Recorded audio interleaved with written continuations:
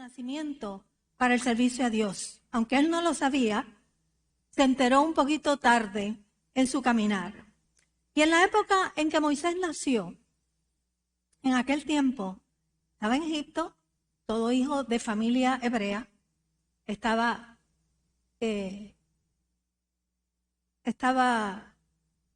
¿cómo diríamos? Tenía que ir, o sea, tenía que morir, porque había una como sobrepoblación de hebreos en Egipto y el faraón estaba un poco intimidado con la cantidad de hebreos que había y no quería que sobrepasara la cantidad de egipcios en el país, de manera que él destinó a todo hijo varón que naciera en aquella época, tenía que morir, había que echarlo al río para que muriera.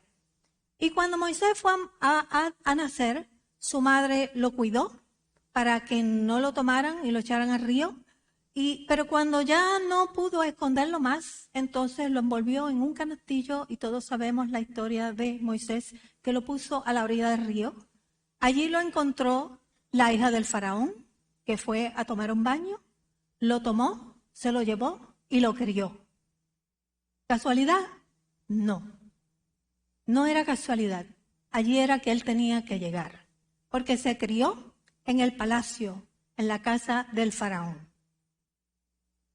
Entonces, luego en su adultez, en un momento donde él observó una injusticia, porque había un egipcio maltratando a un hebreo, él se aira, mata al hebreo, al egipcio, y se va corriendo de la justicia y se esconde allá en el desierto de Madián. Se va a pastorear ovejas. Y allí estuvo por 40 años pastoreando ovejas.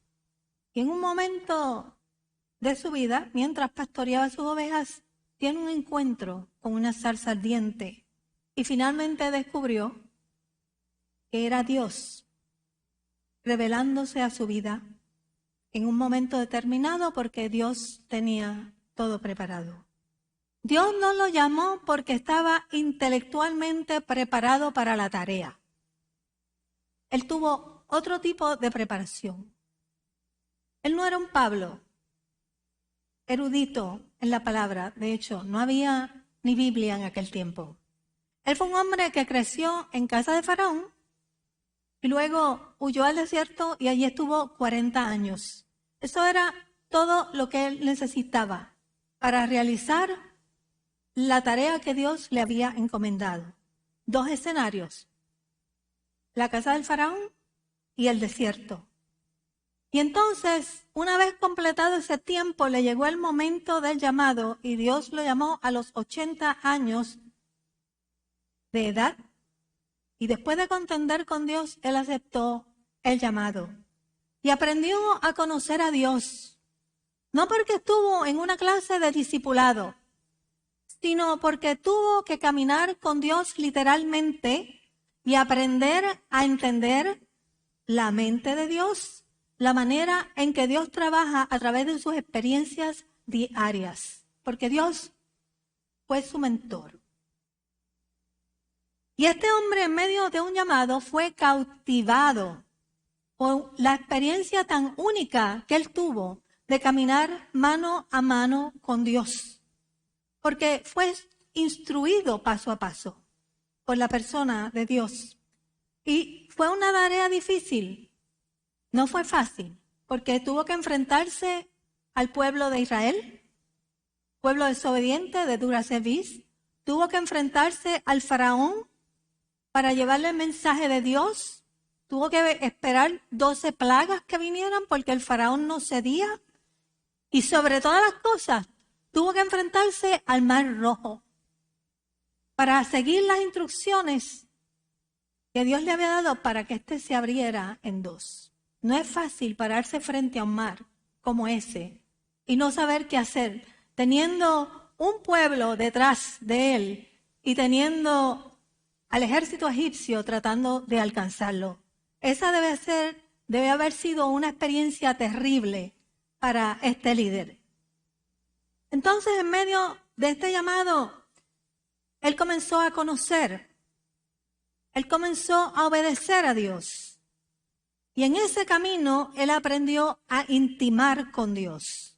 Por eso Moisés alcanzó a hacer todo lo que hizo, porque se dedicó a conocer a Dios. Y eso es lo que nosotros tenemos que hacer, dedicarnos a conocer a Dios. Porque a veces tenemos muchos planes y queremos realizar muchas cosas, pero no nos damos cuenta que Él es el dador de todas las cosas.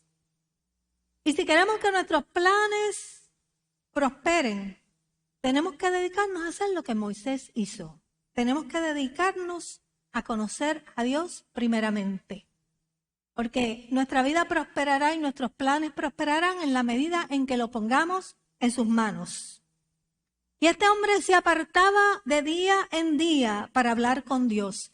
Y cuando él subía a la montaña, la nube descendía. Y tenía conversaciones cara a cara con Dios. Él no veía la cara de Dios, pero la nube de Dios estaba frente a él por largo rato. ¿Y cuántas veces, me pregunto yo, cuando yo leí este versículo, cuántas veces nosotros hablamos con Dios durante el día? ¿Cuántos minutos le dedicamos? ¿Cuántos minutos le dedicamos a la lectura de la palabra, a la meditación de la palabra? Si queremos conocer a Dios como lo conocía Moisés, tenemos que apartar tiempo para Él. Pero a pesar de que este hombre vivía en la presencia de Dios, el camino de Moisés no fue fácil. Hubiésemos pensado que sí, que hubiese sido fácil. Vivía con Dios todos los días. Tenía una cita con Dios este hombre. Pero si vemos el contexto del pasaje en el cual, del versículo que leímos, vamos a ver que la vida de él no fue muy fácil. Así que vamos a ir al versículo que acabamos de leer, al contexto del versículo que acabamos de leer, para ver que en estos momentos Moisés se encuentra en presencia de Dios en el monte Sinaí y estaba recibiendo las tablas de la ley. Y este momento tan especial se ve interrumpido porque Dios le dice, desciende, porque tu pueblo, el que tú has traído, el que sacaste de la tierra de Egipto, se ha corrompido. Y cuando Moisés desciende, se encuentra a un pueblo adorando a dioses falsos, a otros dioses. Y así como se encendió la ira de Dios, se encendió la ira de Moisés en este momento. Y más aún porque Aarón, que era el sacerdote, el hermano de él, había cooperado con esta empresa de construir un dios falso, un Baal. Y esta fue una de las experiencias que marcó el ministerio de Moisés. Porque este pueblo acababa de experimentar la liberación de Egipto, que fue difícil. Acababa de experimentar haber caminado por el Mar Rojo, ver el Mar Rojo abrirse y ellos caminar en seco. Y habían sido testigos de cómo Dios había matado a sus enemigos. Y sobre todas las cosas, Él le había prometido ya, ellos habían prometido obedecer a Dios en 3 ocasiones diferentes. Y ahora, cuando Él baja de la montaña, aquí estaban en una orgía adorando dioses falsos. Por lo que entonces Moisés, en estos momentos, se da cuenta, realiza, que él es líder de un pueblo, pero es líder de un pueblo idólatra. Un líder de un pueblo que no quería cambiar de proceder. Él es un líder de un pueblo que se encontraba en sus viejos caminos. Ellos estaban en el desierto, pero su corazón estaba en Egipto. Y ellos no querían caminar el camino. Entonces, ¿cómo tú pastoreas un pueblo que no quiere escuchar y que no quiere obedecer? Un pueblo de dura cerviz. Él tenía una gran tarea en sus manos y él tenía que ver cómo él iba a hacer esto, porque él era líder de un pueblo que no respondía a su liderato. No lo hacía. Y en este momento es que Moisés entonces habla con Dios. Y hace una oración tipo ruego, porque él no veía la manera en que él iba a poder llevar a cabo esta tarea y le dice, te ruego que me muestres tu gloria. Necesito algo más, porque lo que tengo no es suficiente para poder caminar el camino, para poder continuar la marcha. Necesitaba algo más de lo que él había recibido, y él había recibido mucho. Estaba cara a cara con Dios todos los días. Tenía que llevar a cabo esta hazaña y tendría que buscar la manera de cumplir. Y por eso acude a Dios. Y eso nos sucede a todos. A veces nos sentimos como Moisés. A veces nos sentimos en medio del desierto, mirando todo lejos, todo lo que nos falta por recorrer. A veces en medio de un trabajo que no es de nuestro agrado, pero sabiendo que no podemos sucumbir. O tal vez necesitamos fuerzas para el camino, porque nos sentimos débiles espiritualmente, enfrentando problemas que no podemos resolver y retos que tal vez no podemos enfrentar. Pero ¿sabe lo que hizo Moisés? Moisés no perdió su fe. Moisés sabía a dónde tenía que acudir. Y él fue directamente a la nube de Dios y le dijo, necesito que me muestres tu gloria. Y eso es lo que nosotros tenemos que hacer cuando nos encontremos en un momento como ese en nuestras vidas. Tenemos que acudir a Dios. No podemos derrumbarnos, no podemos perder la fe, porque tenemos un Dios que nos sustenta y tenemos que acudir a Él y decirle, Señor, necesito que me muestres tu gloria. Eso fue lo que hizo Moisés. Entonces queremos entender realmente ¿qué era lo que Moisés estaba solicitando? Cuando le dice, necesito que me muestres tu gloria. Porque Moisés utilizaba la palabra gloria, pero no sabemos todo lo que la gloria de Dios comprende. Hablamos de la gloria de Dios sin saber todo lo que eso implica para Dios. Y Moisés experimentó la grandeza de Dios y el poder de Dios en esa nube. Pero ahora le está llamando la gloria de Dios. Y ciertamente la Biblia utiliza este término de muchas maneras, múltiples formas. Hablamos de la gloria de Dios o cuando alabamos decimos gloria a Dios, o tal vez cuando queremos describir a Dios, hablamos de que Dios es un Dios glorioso. Lo usamos como nombre, como adjetivo, como verbo, lo usamos de muchas maneras. De todas maneras lo utilizamos y realmente lo que sabemos es que la palabra gloria está asociada a Dios. Y aunque lo decimos de manera diferente, estamos hablando de lo mismo, porque estamos hablando de la grandeza de Dios en todas sus dimensiones. Es la grandeza de Dios en todo su esplendor. Y la palabra gloria significa algo que tiene mucho peso, algo que tiene mucho valor, que la persona posee de mucho valor. Pero cuando hablamos de la gloria del hombre, nos estamos refiriendo a los logros que el hombre ha tenido. Son logros externos. Sin embargo, cuando hablamos de la gloria de Dios, nos estamos refiriendo a algo que no es de índole externa, sino que es una característica intrínseca, o sea, algo que Dios posee en sí mismo. Es parte del carácter de Dios, define lo que Él es, lo que Él posee internamente, es la esencia de su persona. Pero todavía no sabemos cuál es esa esencia. Es la esencia de Dios. La gloria entonces de Dios.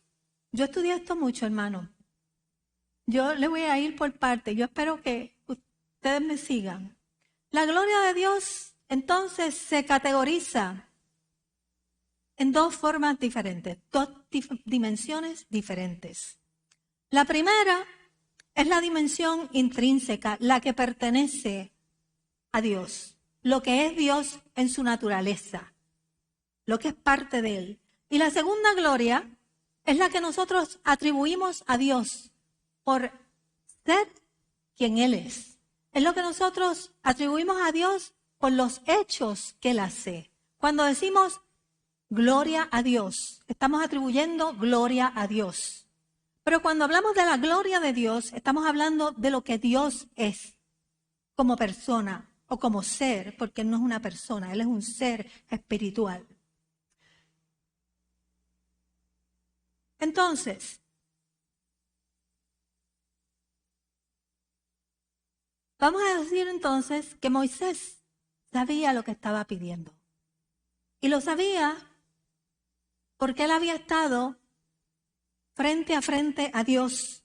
Y él sabía que Dios tenía lo que él no tenía. Porque Dios no comparte su gloria con nadie. Eso es lo que Él es. Y Él no la comparte con nadie. Tú puedes disfrutar de su gloria cuando disfrutas de su presencia. Pero Dios no comparte su gloria con nadie. Esa es nuestra experiencia cuando nosotros sentimos la presencia de Dios. Pero Él la tenía en una escala mayor, porque Él estaba frente a Dios. Y Él solo le dice, muéstrame tu gloria, porque Él no la podía tener, pero Dios se la podía mostrar. Y al mostrarla era suficiente para que Él se reanimara, Él se fortaleciera, porque estaba cara a cara con Dios. Y Dios le dijo, yo haré pasar todo mi bien, toda mi bondad, todo lo bueno que hay en mí, todo lo que yo soy, así es como Dios define su gloria. Todo lo bueno que hay en mí, toda mi bondad, delante de tu rostro, todo lo que yo soy, yo lo voy a pasar delante de ti. Y proclamaré el nombre de Jehová delante de ti. Pero le dijo, no podrás ver mi rostro, porque no me verá hombre y vivirá. Porque la revelación de Dios es tan grande, hermanos, que nadie puede experimentar la grandeza de Dios en todo su esplendor y quedar en pie. Esa fue la experiencia de Isaías cuando tuvo esa visión y dijo, ay de mí que soy muerto, porque siendo hombre inmundo de labios y habitando en medio de un pueblo que tiene labios inmundos, han visto mis ojos al Rey Jehová de los ejércitos. Ay de mí que soy muerto. Y esa fue la experiencia de Juan cuando estuvo en la isla de Patmos y se encontró cara a cara con el Hijo del Hombre. Y dice que cuando lo vio, cayó como muerto a sus pies. Como muerto. Entonces podremos nosotros describir a Dios, explicar cómo es Dios. ¿Qué hace que nosotros desfallezcamos ante la presencia de ese ser tan poderoso? No podemos, solo podemos referirnos a su gloria, a lo que Moisés está refiriendo, porque no podemos expresar con nuestros labios todo lo que define a Dios, porque Él es indescriptible a los ojos humanos. Por eso dice que no le verá hombre y vivirá. Nosotros no estamos hechos para tener esa experiencia, porque es una experiencia espiritual. Cuando nosotros muramos y dejamos este carapacho aquí, que nosotros subimos, nuestro espíritu sube delante de la presencia de Dios, nosotros podemos tener un encuentro con Dios de esa magnitud. Entonces no podemos escribir algo que nunca hemos visto, porque nadie le ha visto jamás. Nadie.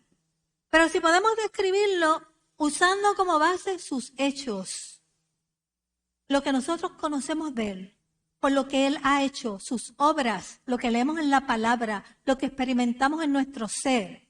Por lo tanto, lo que es intrínseco de Dios, lo que pertenece a su ser, se refleja en lo que Él hace. Lo que es Dios, internamente se refleja en lo que Él hace.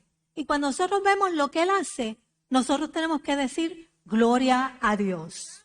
Tenemos que darle gloria a Él, porque sabemos que es un Dios glorioso.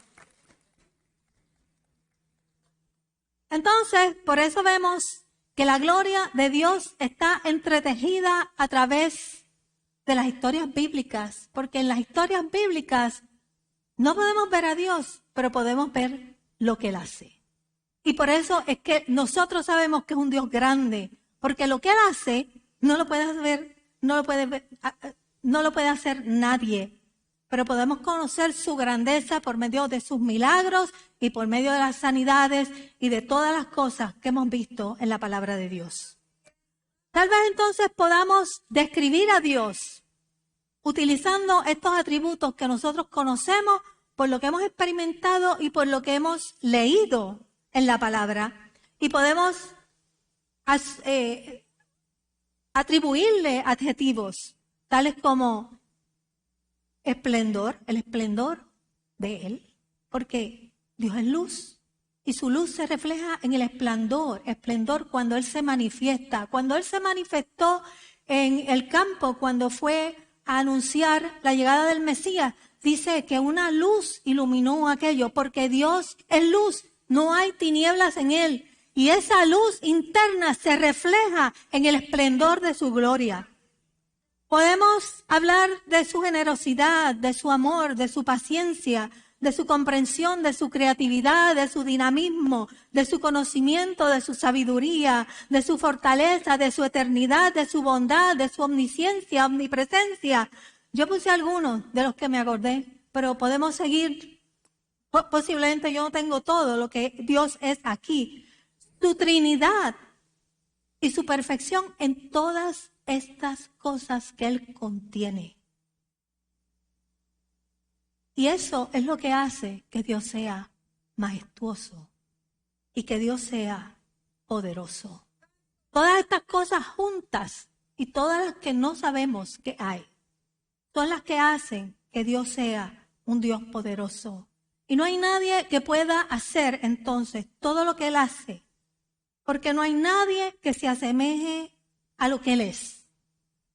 Y porque por lo que Él es, le permite hacer lo que Él hace. Lo que Él es como ser, le permite hacer todo lo que Él hace. Nadie que no sea como Él puede hacer estas cosas. Su gloria interna, entonces, hace que proclamemos su gloria en medio de nuestra alabanza. Entonces vemos que Dios se muestra al hombre cuando utiliza todos estos atributos en beneficio de la humanidad para bendecirnos. Él nos muestra su gloria de maneras diferentes. Y vamos a ver algunos ejemplos que tenemos en la Biblia. Tenemos las teofanías, que son manifestaciones de Dios, cuando Dios se aparece en la nube de fuego y en la nube que va guiando al pueblo, pero también Él se aparece en los truenos y los relámpagos, en una espesa nube, cuando se apareció al pueblo de Israel, que se posó sobre el monte y hubo un fuerte sonido de bocina. Eso es una teofanía, una manifestación de la presencia de Dios. Y lo que el pueblo hizo fue reaccionaron con temor y no quisieron acercarse a Dios. Y Jesucristo vino para mostrar la gloria de Dios al mundo. ¿Y cómo lo hizo? Si nosotros no podemos ver a Dios cara a cara, Dios se hizo hombre para poder venir e interrelacionarse con nosotros y que lo conociéramos de alguna manera. Se hizo hombre y Jesucristo realizó muchos milagros porque Él gozaba de los atributos del Padre, porque era Dios hecho hombre. De esa fue la manera que Dios escogió venir, visitarnos, para que le conociéramos su grandeza. Y es por eso que cuando Jesús resucita a Lázaro, lo hizo con el propósito de revelar todo el poder de Dios a aquella muchedumbre que estaba siendo testigo de aquel evento. Y por eso le dijo a Marta: ¿no te he dicho que si crees, verás la gloria de Dios? Verás lo que Dios es. Verás a Dios en persona cuando tú veas lo que yo voy a hacer. Esto es lo que es Dios, porque lo que Dios es, lo podemos palpar en lo que Él hace. Y nadie puede resucitar a nadie si no es Dios. Entonces este es un Dios bien poderoso, porque este es el Dios que da la vida. Este hombre resucitó a vida. Entonces estamos bregando con, como dice la gente por ahí, esto es algo bien poderoso. Sí, hermano, esto es algo bien poderoso. Y a veces no nos damos cuenta de lo que, con lo que nosotros nos estamos, con lo que no, a lo que nosotros nos estamos enfrentando. El Dios de la vida. Y Dios se glorifica también por medio de la creación. Esto me pareció muy interesante. Digo, nosotros sabemos esto, pero cuando uno lo estudia en todo este contexto, uno como que abre los ojos. Porque el Salmo 19:1 nos dice, los cielos cuentan la gloria de Dios. Los cielos cuentan quién es Dios. Nos dice quién es Dios. Y el firmamento anuncia la obra de sus manos. Él fue el que la hizo. Y dice que cuando observamos la naturaleza, sencillamente nosotros nos quedamos perplejos. Y por eso el salmista dice, cuando veo los cielos, obra de tus dedos, y la luna y las estrellas que tú formaste, digo, ¿qué es el hombre para que tengas de él memoria? Porque no podemos comparar la grandeza de Dios con la bajeza del ser humano. No podemos. Lo que Dios ha hecho, hermanos, lo ha hecho para bendecirnos y lo hace para revelarse a nosotros a través de sus hechos. Pero a pesar de sus obras, a pesar de que vemos los cielos y la naturaleza y la variedad de animales que hay y todo lo que nos rodea, hay muchos que no le reconocen como Dios. Y es por eso que Romanos 1 nos dice, porque la ira de Dios se revela desde el cielo contra la injusticia de los hombres, porque lo que de Dios se conoce les es manifiesto a todos, aunque nosotros no hayamos tenido un encuentro personal con Dios. Lo que de Dios se conoce se nos ha hecho manifiesto, porque dice que Dios lo manifestó a nosotros, porque las cosas invisibles de Él, su eterno poder y deidad, que usted no lo ve, se hacen claramente visibles desde la creación del mundo, siendo entendidas por medio de las cosas hechas, las que Dios ha hecho, de modo que no tienen excusa. Nadie va a tener excusa. Nadie va a poder decir, Dios no existe. Nadie va a poder decir, yo no conozco a Dios, porque los hechos que hay alrededor de nosotros cuentan la gloria de Dios. Nos dejan saber que hay algo más supremo que nosotros, que ha hecho este mundo en el que nosotros vivimos. Pues habiendo conocido a Dios, no le glorificaron como a Dios. Glorifican al hombre primero, pero no van a glorificar a Dios. Y por eso dice el Salmo 53:1, dice el necio en su corazón, no hay Dios. Sí hay Dios. Hay un Dios que creó este universo. Y Dios se ha manifestado a través de su creación. El que no lo veamos cara a cara no quiere decir que Dios no existe. Porque hay muchas cosas que no vemos, pero que creemos que existen.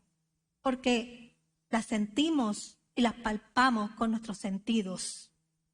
¿Qué tal el aire? ¿Vemos el aire? No vemos el aire, pero eso no quiere decir que el aire no existe. ¿Y la electricidad la vemos? No la vemos, vemos la luz, pero eso no quiere decir que la electricidad no existe. ¿Y vemos a Dios?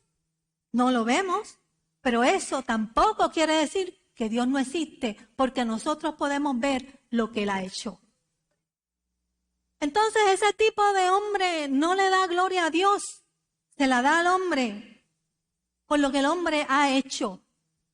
Pero la gloria del hombre, hermano, no es como la gloria de Dios. En un momento se desvanece, pero la de Dios es eterna. Nosotros no nacimos para darnos gloria a nosotros mismos. Nosotros nacimos para darle gloria a Dios, porque nosotros somos parte de su creación. Escucha lo que dice Isaías 43:7. Todos los llamados de mi nombre, para gloria mía, los he creado. Los formé y los hice. Hay muchas personas, hermanos, que no entienden para qué han sido creadas. Pero nosotros hemos sido creados para darle gloria a Dios. Dice, para gloria mía los he creado. Se cuestionan su existencia, pero este pasaje nos indica que hemos sido creados para la gloria de Él. Por eso hay muchos perdidos y sin propósito en el mundo. No entienden para qué Dios les ha creado. Pero no hablamos únicamente de que le demos gloria a Dios con nuestros labios. En Corintios 10, 1 Corintios 10 nos dice que haced todo para la gloria de Dios. Porque somos como un espejo que refleja la gloria del Señor. Porque somos obra de sus manos. Y si permanecemos en Él, vamos a ser transformados a su imagen y vamos a ir adquiriendo su propia gloria. Porque nosotros estamos aquí, pero hemos sido seleccionados por Dios o hemos aceptado a Jesucristo para ser transformados y crecer de gloria en gloria. Sí estamos puestos aquí para glorificar a Dios en nuestras vidas. Sí lo estamos. Lo estamos y glorificamos a Dios con nuestras vidas cuando tomamos la decisión de transformar nuestra vida. Cuando tomamos la decisión de darle paso a la nueva vida que Dios ha puesto en nuestra vida, en nuestro ser. Y cuando le damos paso a esa nueva vida, lo que la palabra dice es que nos vamos asemejando a Él. Nos vamos mostrando como Él es. Mostramos su gloria al mundo porque somos ejemplo de lo que Él es. Lo que Dios ha puesto en nosotros es su propia vida espiritual. Y nosotros gozamos de los mismos atributos que Dios goza cuando nosotros le damos espacio a que esa vida nuestra crezca. Escucha lo que dijo Jesús. En esto se muestra la gloria de mi Padre, en que den mucho fruto. Cuando nosotros damos fruto, nosotros estamos mostrando la gloria de Dios. Estamos mostrando los atributos de Dios en nuestra vida.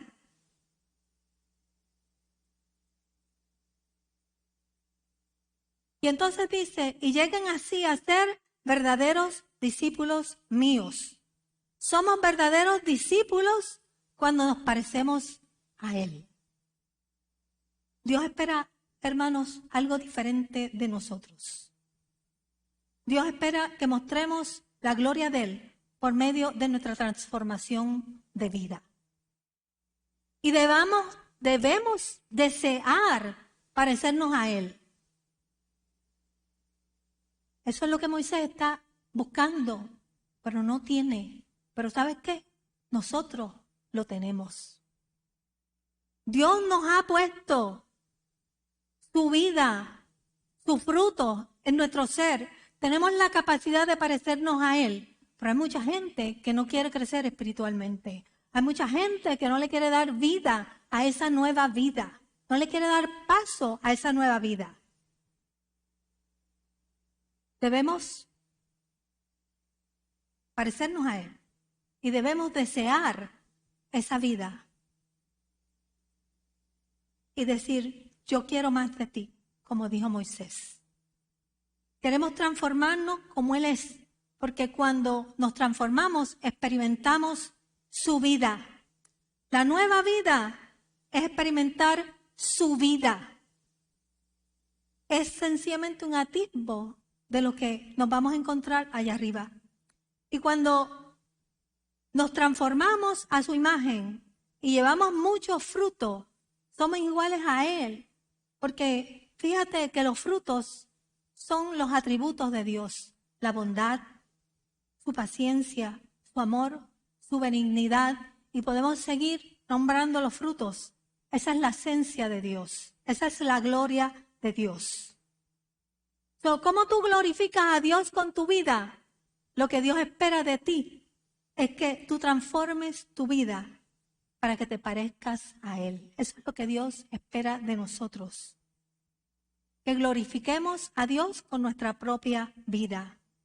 Y te pregunto en esta mañana, hermano, ¿estás reflejando la gloria de Dios en tu vida? ¿Estás dando frutos?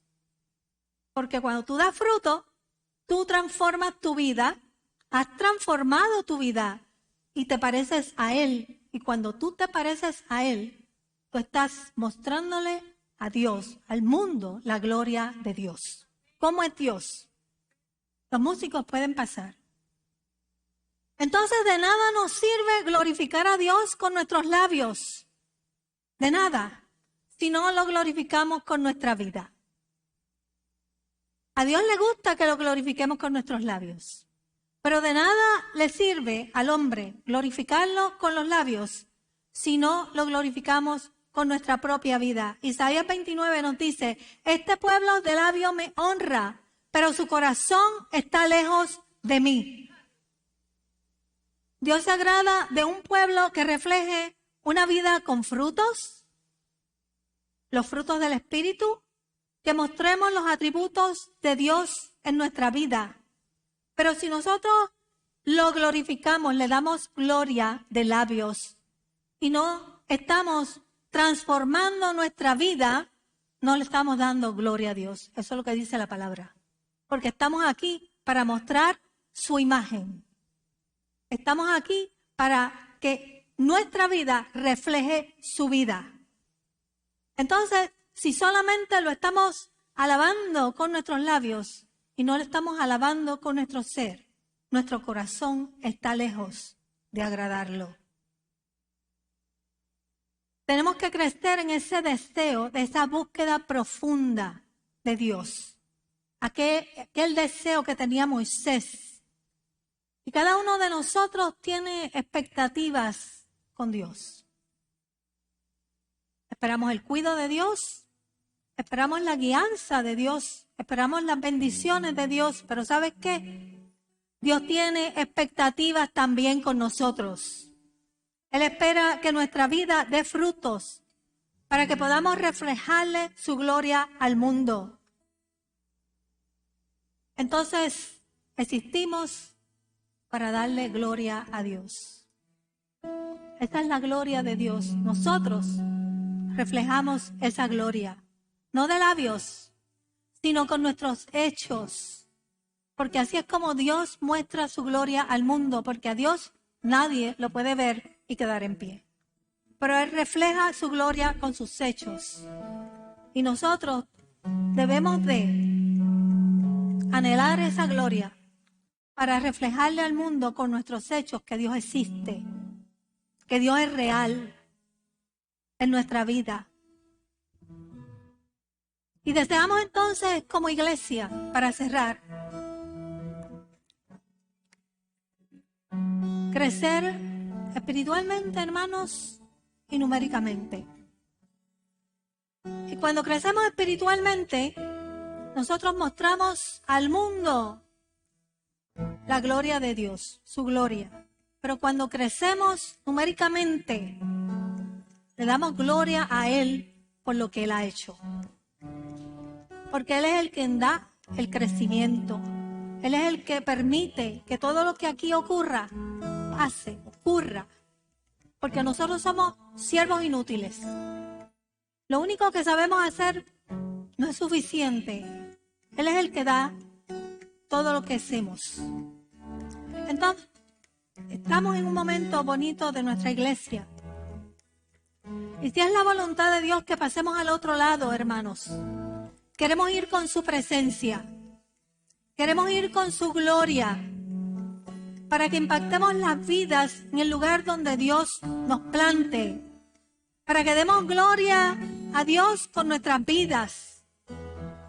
Para que contemos al mundo sus maravillas. Pero para eso tenemos que prepararnos espiritualmente.